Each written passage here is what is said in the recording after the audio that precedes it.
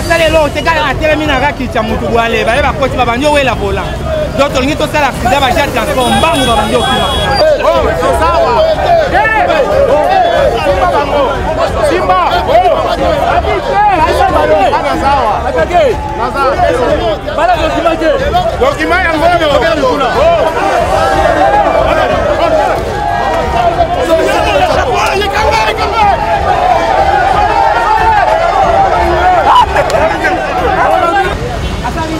Troisième balle.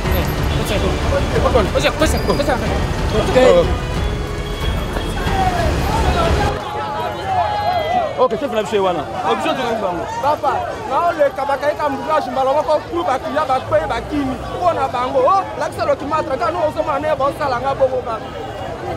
Ba kiya ba ku ku ka so ka ko tina e. Kende. Ko ka boy tina ka ta. Azami. Ale tele. Oh, vous la soutez, va transformer les ici.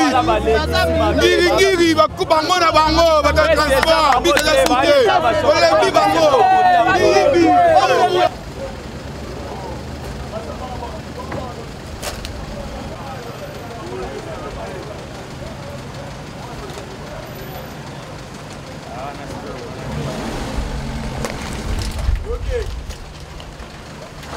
Hey, monsieur, hey, il vient.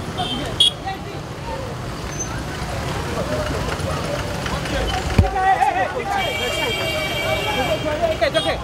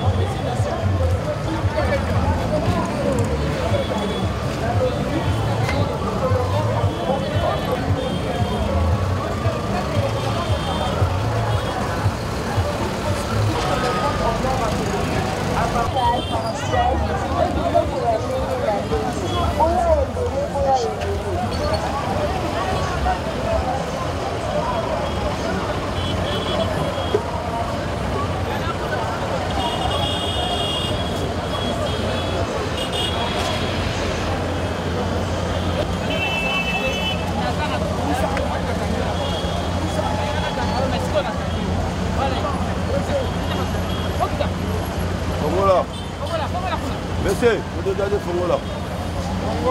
Monsieur, yo, comment ça va encore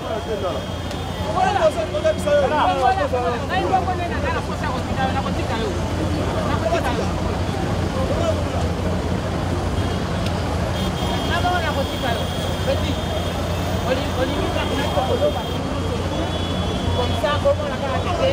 Yo, monsieur. On va aller voir tata mala bana yo kake.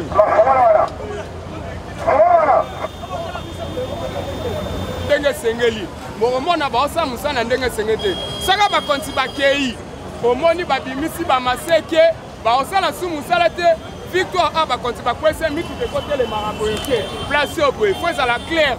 Mais bango ba ozambongo ba komo financer ba zwaka bambongo ba komo tele misamituka ba monteur nde ba mema ba bima ba victime ya ba tracasserie ya ba buzoba ya makambu nyonso tu ya mabe ezo salama kota ona nango a mokonzi mo batike wana azali boso kuna ye mutakwesanga a ko ba zwaka moto ekepe kuna nazana ba pota me batali etanga na nango te ba zwaka mbongo ba zimbongo esilime musala ya mabe ezo salama na sepelika na mokonzi ndenge azotambola pona ota ordre ba konzo nde to na besoin na bango yeyo baza na besoin ya ordre ba osunga chef de l'état mais ba mbuma ya mabe ezebele baza circuler na bango moi musa na bango bien monana eza te merci na bino vraiment na sepeli vraiment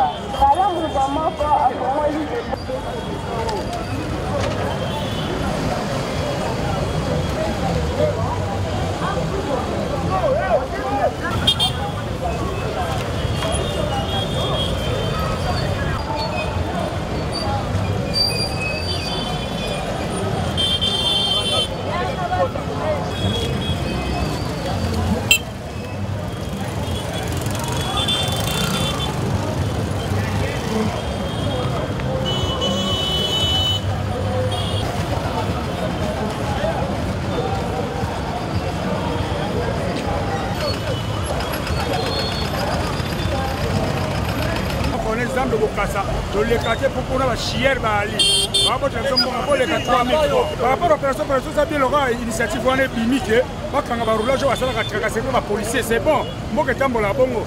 Comment ça peut dire que moi comme je kendara donc comment on a besoin de l'anga policier. Bilanga ba policier. Faire rouge là non respecté. Et ça a bisoté. Y compris ba wewa. Ba on a fait rouge ba télématé. Famille présidentielle ouet. Ba télématé na fait rouge. Donc wewa. Policiers ont sa tracasserie, basé belé, roulage, bongolo, bokasa, zandoana, je vais en catch américain. Soit poids lourd, baramoto, catch américain. Le pouvoir peut se construire pas qu'on est dans un cas où chasser côté Joana. Et ça bien. Pourtant on m'a bien à moi qui m'a de respirer. On attend ba retour na biso, on va représenter aux émissions na makambo.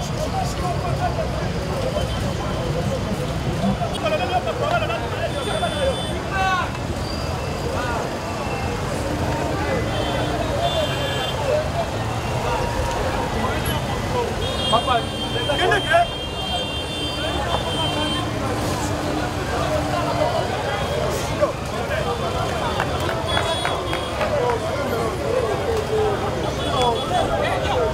Vamos quelle est la personne là? Hey!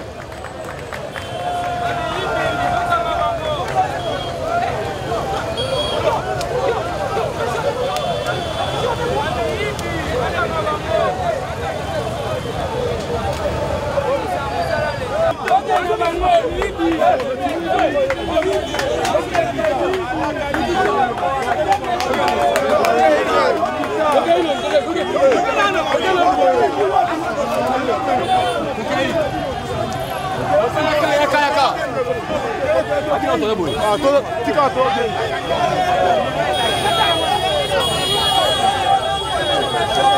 Fati betane makambu ya wana bibi bakende Fati bete rumela papa mukwa tombolo bibi bakende bamuye biso ape niveau bamuye biso papa mokonzi moka Fati bete yoka bana dolela tokemba moto kemba bameza salina yo Fati bete rumela tomola pasi musaki soko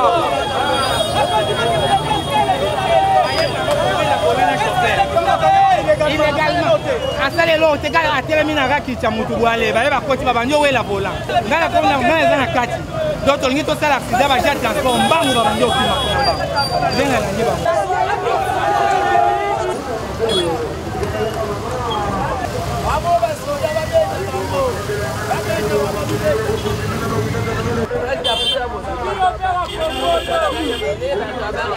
biso toye bacivile baapotana na bato ya transport babengi biso toya intervention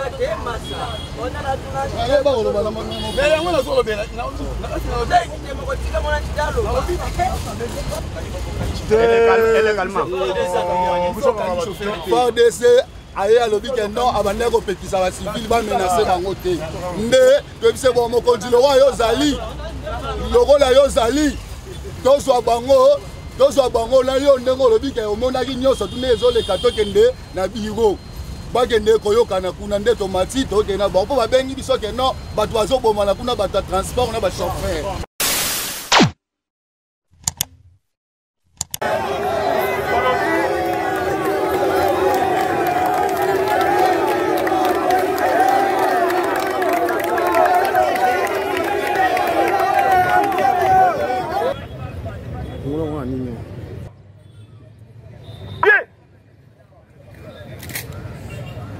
Policiers du peuple,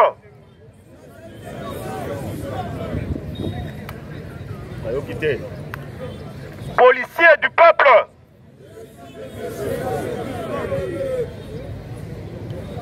Mayo qui est l'autre côté, policiers du peuple, policières du peuple. Je veux remercier notre bourgmestre, notre brave bourgmestre, pour l'accueil. Et deuxièmement, je tiens à vous dire que je représente la personne du commissaire provincial de la ville-province de Kinshasa. C'est celui qui devait être avec nous ici ce matin.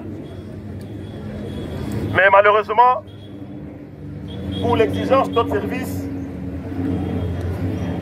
il a dû rebourser le chemin juste à niveau, il y a des bonhommes, parce qu'il a été appelé par la haute hiérarchie.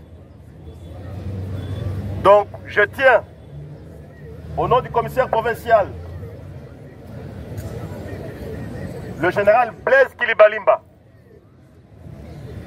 s'excuser à Télémanelo Awa, à échanger la population.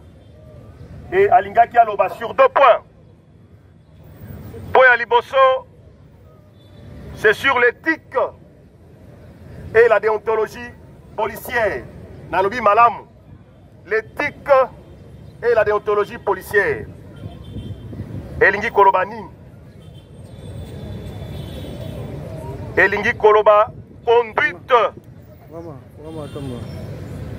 Code de conduite, yayo policier. Na règle morale, yayo policier.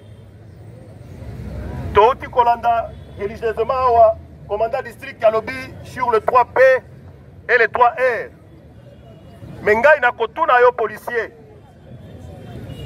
Compte tenu na éthique na yo, na déontologie na yo. Oye lobi sur ta conduite. sur le règle et morale. Comportement na yo vis-à-vis la population ezali boni. Et on a évoqué le sujet de Bourgoumès sur les relations entre la police et la population. A décrié les arrestations arbitraires. Oui, Koulouna et Kobundama. Mais action à bino et Kozala Kokangabanan. Les innocents. Les innocents.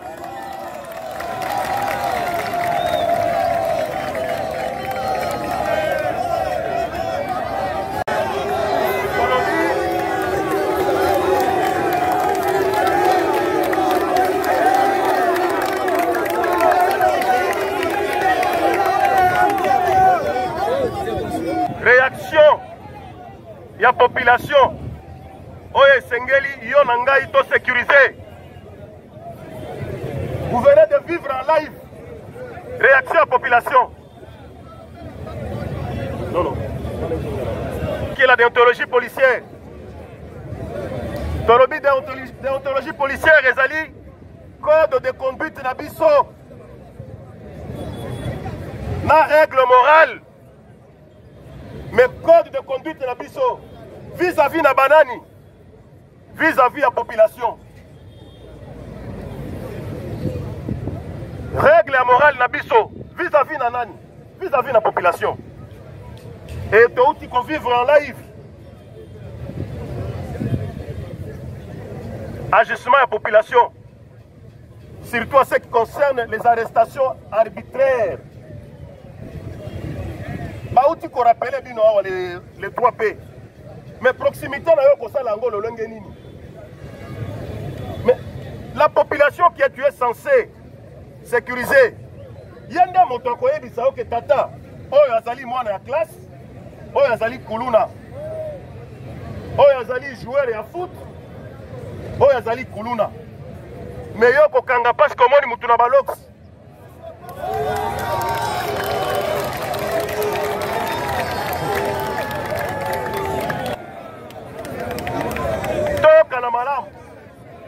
Toka malam. Tatouage ezali marque oyo mutuna mutuako tia na nzoto na ye selon peut-être événement moko boye to alingaki mwasi ako tatouer kombo na ye to aza footballeur ako tatouer star na ye ainsi de suite.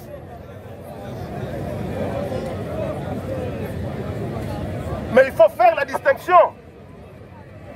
Parce que notre objectif, c'est de rassurer et assurer la tranquillité publique. Mais tranquillité, on doit assurer Angolo Lengeni. C'est en collaborant avec la population. Je ne fais que répéter ce que le commandant d'ici qui a parlé des 3P, 3R et ce que le bourgmestre a martelé à la fin. Soki tolingi ya solo kosilisa kuluna oyo esengeli na comportement na biso ezala malam. Ofandi na quartier A. Na quartier A ezana ekiri moko ezali wana. Lokola balingaka bamboka ekiri arabe. Na quartier B, quartier eza en face. Ezali na ekiri ndenge balingaka soki américain. Yo sous commissariat na yo ezali na ngambo oyo ya ekiri A. Musa na osala kanini. Mais esengeli yo bandana lo kokanga. Kanga na lo bakulu na yo bazali pembeni nzinga associat na yo. Mais bango wana ne bakomi ba éclairer bazoti yo na bobulu bokende kokanga batu na ngambo. Voilà pourquoi on ne cesse de voir les images, les policiers accompagnés d'un groupe Yabatou, Bazana ba machette, Bakepe Kokanga ba groupe Moussous. Wana salim salani.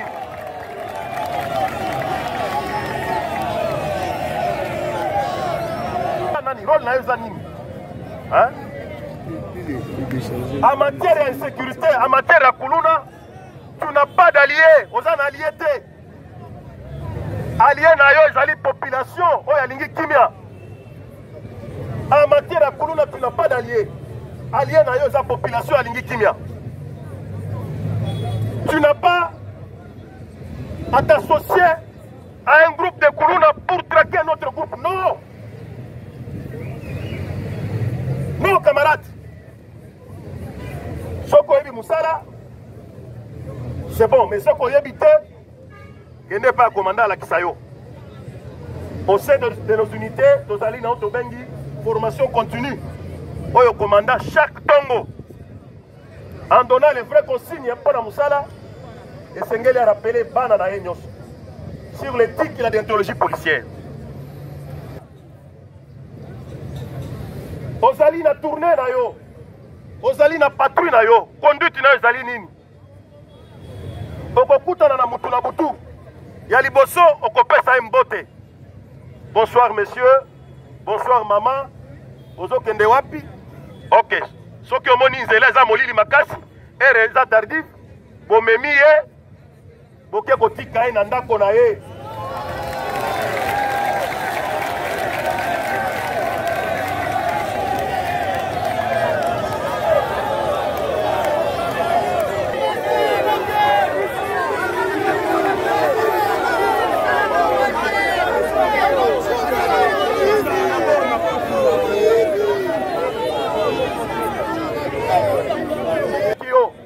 Ezali à accompagner toutes les personnes qui sont dans Bango Nabutu pour protéger Bango, pas na makamate, ok kotikati na ndako, pe ozongi osepeli na sali musana nga ko batela population na biloko na ye. Ozali wana te pona kokutana na butu, obanda kutuna ye carte d'électeur. Lokuta. Tu n'as pas ce pouvoir. D'ailleurs, carte d'électeur wana ezaka na valeur liboso ya urne. Siko urne nini yoza kotambola nango na butu po tuna ye wapi carte d'électeur. Okomi na seni na yo na butu na poche. Voilà tout ce que nous déplorons aujourd'hui. À présent, banda lelo, dans des tournées, dans des patrouilles, mokonzi ya vila kili makambo na nyoso esila tolingi na chango awa na njili to martelé oyo tokozwa lelo. À partir à lelo toko dénoncer para ko dénoncer Koulouna baza bafandi bauti na lola te bafandi na bakartier moko na biso. Moment omoni bango bafandi na nzela oyo tozobatela mabele kende kobenga police akanga bango toyokani. Voilà, c'est la seule façon oyo tokosilisa babanditisme urbain oyo oyo tokomi presque baimpuissant bato bazokata na maboko mususu wana oyo bourgmestre auti kotala wana aza na mosapi ya moninga na yo akataki epuis bazoloba mabele. Je ne comprends, est-ce que makambo kala ezalaka bato batelema kaka boye oyo mabele akoleka nani yo za nani mabele? Je ne comprends rien. Et la plupart na tobotaki mais toti kaka na mukumba ya bapara na biso ebele bazaka epai ya bakoko. Est-ce que nakosi ebele bazaka kaka epai ya bakoko tokende kotambola tozwi zemi papa oyo abotaki ngai azwaki charge na ngai lelo ekontinue kozwa mpe charge ya bana na ngai. Voilà kindoki e nyonso wana eboti bana oyo nde eboti bana oyo ebele baza epai ya bakoko. Soki bakangi na polisi okomona koko nde azoya papa wana koko na ngai papa ayebani te mama ayebani te. Et bato wana bafandi na quartier na bino boza na policiers exemplaires. Les policiers qui sont à l'écoute de la population. Les policiers qui sécurisent réellement la population. Kobosa na te, kosaliwe mutu. Na butu soki interpellé ye. Bonjour papa. Tout na ye pasi na ye. Tout na pasi ya population ozo sécurisé. Yoko bakisele yo pasi te. Yokani? Ok, je pense que j'ai touché les deux préoccupations. Il y a un commandant district, non, il y a beaucoup de Nabiso.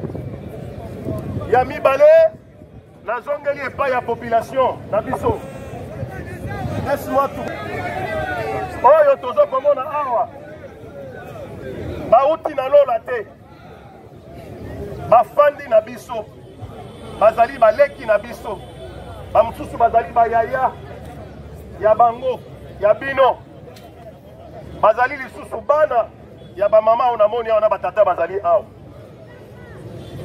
me boni bato oyo bokobomba bango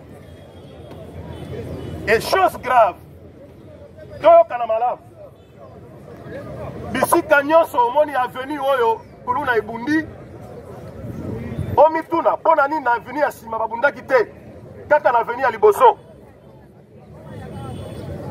bisika wana oyo kuluna ebundami ezali ekiri siège moko ezali wana na quartier ezali faute ya baboti. Les parents, vous avez démissionné na rôle na bino. Bon, bana oyo naibi kerole ya moboti esengeli ayeba mwana na ngai atambolaka na nani. Mais lelo toyebi te soki moboti atunaka lisusu mwana na eke atambolaka ayebaka lisusu te. Bozo komonaka bango bafandi na quartier bazoyebisa bino ke tozobatela mabele. Ye akobatela mabele aza nani? Akomi policier, akomi militaire. Te. Pe okomona batu mususu bazoleka batiki bango na groupe, bapesi bango na mbongo ya café.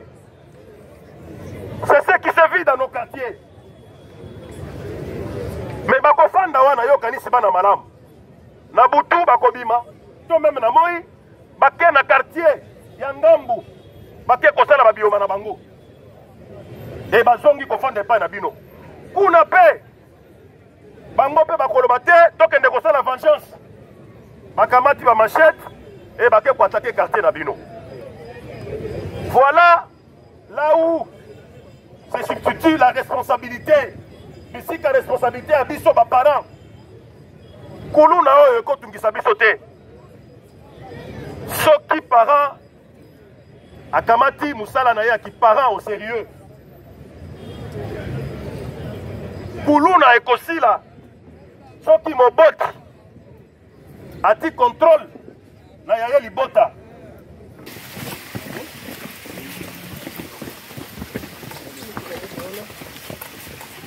Mais à quoi ça tient? À quoi ça tient? Ah, profondeur ça combien? Oh, mais là, et vous allez aller à quoi? Bah, non, mais oui, puis pas va cacher. C'est ça organisé. Tout le colo kuna.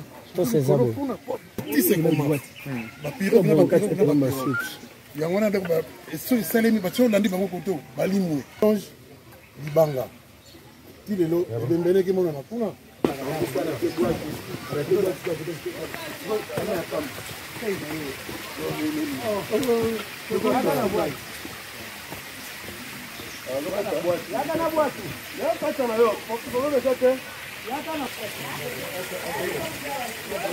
Ah, ok.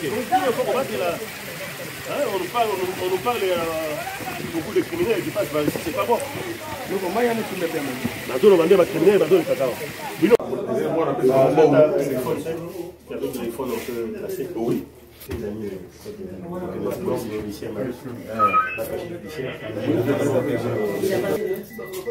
avait été d'abord informé dans la observation des amis Kuna, l'État et ils ont pris quand même du temps pour faire tout ça. Garçon, vous avez qui ça?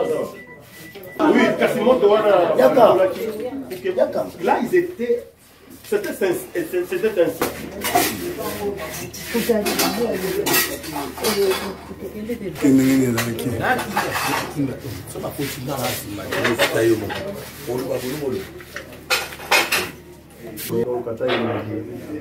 On a reconnu personne. Ils étaient tellement nombreux que certains d'entre eux étaient entrés dans la fiancée.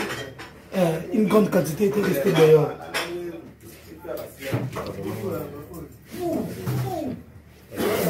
Dans le quartier, c'est pas la première fois parce que nos voisins ont été agressés. De l'autre côté aussi, ils ont déménagé pour des mêmes raisons. Donc c'est quelque chose qui est fréquent dans les quartiers.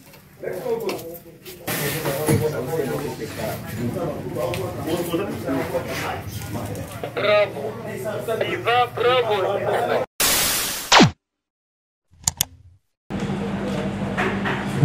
matin. Un commandant d'une unité de la police ou de l'armée, il est de son devoir chaque fois de parler avec ses hommes. Mais aujourd'hui, j'ai répété encore une fois les missions de l'inspection générale de la police.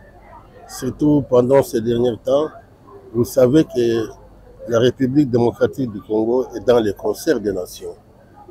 Concert des nations puisque nous sommes membres aujourd'hui des droits de l'homme à l'ONU. Il est de mon devoir en tant qu'inspecteur général de rappeler aux policiers, aux inspecteurs de la police, de bien combattre tout ce qui est torture, tout ce qui est défendu par les droits de l'homme pour que le monde accepte sincèrement que nous sommes membres. Nous devons prêcher par l'exemple. Voilà pourquoi j'ai fait cette parade. La parade ici était le début de l'utilisation de véhicules que l'inspection générale de la police a acheté avec ses fonds propres. Alors, il était encore de mon devoir de dire aux inspecteurs que la charité bien ordonnée commence par soi-même, puisque le VPM, qui est mon chef direct, m'a demandé de sanctionner les policiers qui marchent sur les lois, sur les règlements, qui torturent la population, qui tracassent les chauffeurs, mais tout en me disant que la charité bien ordonnée commence par soi-même. Je devais commencer à parler aux inspecteurs de bien se comporter, aux officiers supérieurs qui sont avec moi, de bien se comporter, c'est ainsi qu'ils vont tomber sur les autres. Voilà une petite parade que j'ai faite aujourd'hui pour rappeler aux policiers de l'inspection générale nos missions propres. Et il est temps maintenant de travailler puisque les bavures policiers sont constatés partout, sur toute l'étendue de la ville de Kinshasa et ailleurs. Vous voyez que le Congo c'est un petit continent. Nous allons nous mettre au travail. Voilà, chers amis, la petite parade de ce matin. Un de mes adjoints, je le répète, et je le confirme, je n'accepterai jamais en aucun jour un directeur, soit un officier de carrière, manquer de respect à un de mes adjoints. Toucher un de mes adjoints, c'est toucher l'inspecteur général de la police. Si tu as des problèmes avec un de mes adjoints, attends-moi, adresse-toi à moi. Vous vendez l'image de l'inspection générale à travers votre conduite, à travers votre comportement. Vendez l'image de l'inspection générale de la police à travers votre conduite, à travers votre comportement. Ça c'est un de la discipline. Le comportement d'un officier supérieur ou d'un inspecteur doit être irréprochable. Irréprochable. Ce n'est pas tous les jours l'inspecteur général reçoit des coups de fil. Écoute ton officier tel, c'est toujours toi, c'est toujours toi.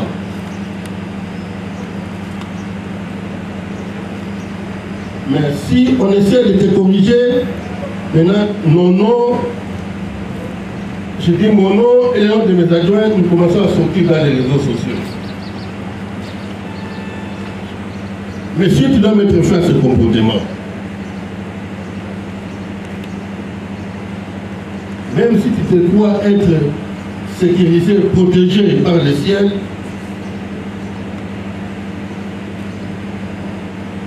mais tu finiras par être sanctionné et tu vas perdre la fonction qui nous salit, nous, au lieu de nous honorer. Mais c'est toi l'inspecteur. Patience, viens, je suis devant vous. Comme vous et c'est pas encore l'inspecteur qui trouve un OPJ en train d'entendre quelqu'un et toi tu interviens. Rendez très bien l'image de l'inspection générale de la police. Et l'unité de la police m'appelle moi pour me dire, mon général, écoute, nous sommes devant les secrétaires. À 2 minutes que je suis en train d'attendre des personnes ici, mais il est intervenu. Ça aussi, doit prendre fin. Ici, il n'y a pas de commandement ou 10. Il y a tout simplement un seul commandement.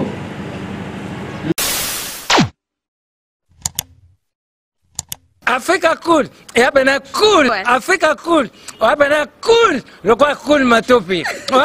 Après toujours,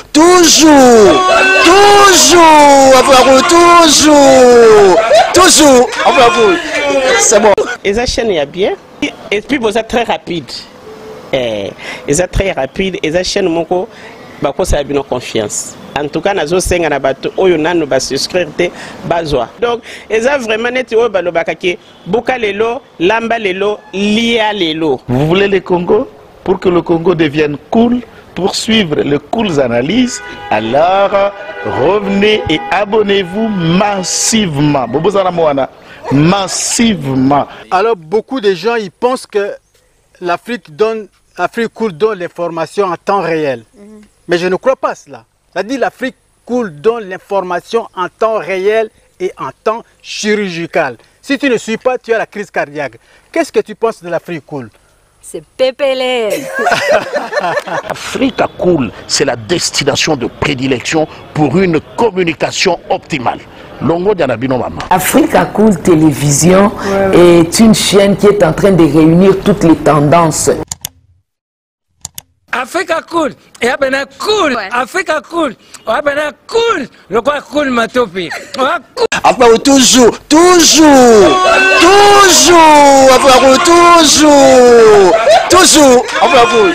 c'est bon. Et ça chaîne est bien, et puis vous êtes très rapide. Et ça très rapide, et ça chaîne mon co, bah quoi ça a bien confiance. En tout cas, nazo senga na bato oyo nanu ba souscrire te bazwa. Donc, eza vraiment neti oyo balobakaki buka lelo, lamba lelo, lia lelo. Vous voulez le Congo? Pour que le Congo devienne cool, pour suivre les cool analyses, alors revenez et abonnez-vous massivement. Bobozala Moana, massivement. Alors, beaucoup de gens ils pensent que l'Afrique cool donne l'information en temps réel. Mais je ne crois pas cela. C'est-à-dire l'Afrique cool donne l'information en temps réel et en temps chirurgical. Si tu ne suis pas, tu as la crise cardiaque. Qu'est-ce que tu penses de l'Afrique cool? C'est pépélé. Africa Cool, c'est la destination de prédilection pour une communication optimale. Longo Dianabino Mama. Africa Cool Télévision est une chaîne qui est en train de réunir toutes les tendances. Donc les chrétiens s'y retrouvent, les païens s'y retrouvent, les politiciens s'y retrouvent, les femmes ménagères s'y retrouvent. Donc eza eloko na biso to sepela ranango yango chaque fois son aye na Kinshasa, il faut namona Africa Cool. Au monde ba chaîne oza impartial. Et le rôle de Babino, vous méritez le soutien de la population ainsi que des institutions complètes. Bisognoso, tous s'abonner à Africa Cool. Africa Cool, oyo. Zengo, Africa Cool, merci beaucoup, leader. Non, je remercie en tout cas Africa Cool, leur support et on leur souhaite bonne chance pour la suite. On leur souhaite le plein succès. Un mot placé, un petit mot par rapport à la récompense Oyo. Ah, je félicite très sincèrement Africa Cool. Voilà. Je n'avais pas opéré le mauvais choix. Voilà. J'avais recommandé, je me rappelle que je disais que c'était une destination de prédilection pour une communication optimale d'excellence. Nazanga Mogote Tala, YouTube Yemoko à reconnaître que Naponaki Mabete. Au moins, il y a un choix to salaka, ba réflexion to salaka. Tu as abonné à Africa Cool. Comme ça, tu partages. Bravo Africa Cool. Merci beaucoup. Bravo Bino. Mutubo s'abonner parce que trophée Ezali à Bino, Ezali partagé. Voilà. Moi, je me sens aussi copropriétaire. Il y a un prix Oyo. Voilà. Bravo Africa Cool. Merci beaucoup. Toujours.